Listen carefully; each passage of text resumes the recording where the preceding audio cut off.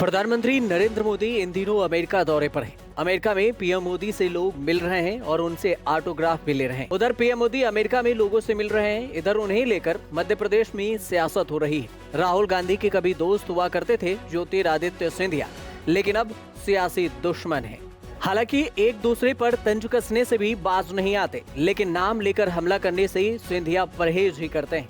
कांग्रेस के पूर्व राष्ट्रीय अध्यक्ष राहुल गांधी और केंद्रीय मंत्री ज्योतिरादित्य सिंधिया के बीच में अब कुछ ऐसा ही रिश्ता है। सिंधिया ने एक बार फिर से अपने पुराने दोस्त राहुल गांधी पर हमला बोला है। सिंधिया ने ट्वीट कर कहा है कि कुछ लोग विदेश जाकर अपने ही देश को शर्मिंदा करने का काम करते हैं। सिंधिया ने ट्वीट किया और लिखा, विडंबना देखिए, अपने ही देश के कुछ लोग विदेश जाकर देश को बदनाम करने में जरा भी शर्म नहीं महसूस करते, जबकि विश्व में मान सम्मान रखने वाली विदेशी हस्तियां हमारे देश और हमारे नेता का सम्मान करते नहीं थकती।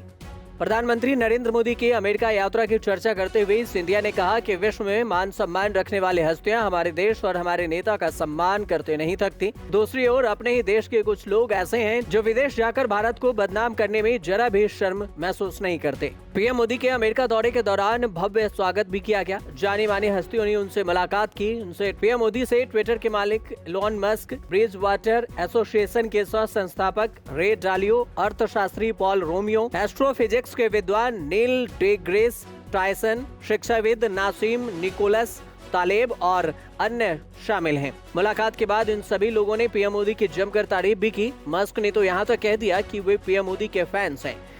लेकिन ये सभी बातों का जिक्र सिंधिया ने इसलिए भी किया क्योंकि कुछ दिन पहले ही पीएम मोदी के जाने से पहले राहुल गांधी भी अमेरिका दौरे पर गए थे। उन्होंने वहां कई कार्यक्रमों में हिस्सा लिया था। इस दौरान उन्होंने पीएम मोदी के नीतियों पर सवाल उठाए थे। इसको लेकर उसकी खूब आलोचना भी हुई थी। सिंधिया ने इसी का हवाला देते हुए राहुल गांधी पर निशाना साधा है।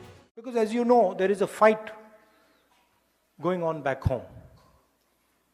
A fight between two ideologies, one that we represent and the other, of course, that the BJP and the RSS represents. I think the simplest way to describe this fight is on one side you have Mahatma Gandhi and on the other side you have Nathuram Godse. That's the best, most precise way. आपको बता दें कि सिंधिया की सरपरस्ती में कांग्रेस के 22 विधायकों ने विधानसभा से त्याग पत्र देकर बीजेपी में शामिल होने के कारण तत्कालीन कमलनाथ सरकार का 20 मार्च 2020 को पतन हो गया था। इसके बाद शिवराज सिंह चौहान के नेतृत्व में बीजेपी 23 मार्च 2020 को सत्ता में लौट आई थी। इसके बाद राहुल गांधी के खिलाफ सिंधिया भी खुलकर बयानबाजी करते दिखे। एक और सिंधिया राहुल गांधी पर हमलावर हैं, तो वहीं दूसरी तरफ ग्वालियर और राघोगढ़ राजघरानों के बीच में दुश्मनी की कहानी भी चर्चा में है, जो 200 साल से ज्यादा पुरानी है। आजादी के बाद दोनों घरानों ने सियासत में कदम रखे तो अदावतें भी जारी रही। कई पीढ़ियों से चली आ रही इस कहानी में अब पूर्व मुख्यमंत्री दिग्विजय सिंह के बेटे जयवर्धन सिंह की भी एंट्री हो गई है।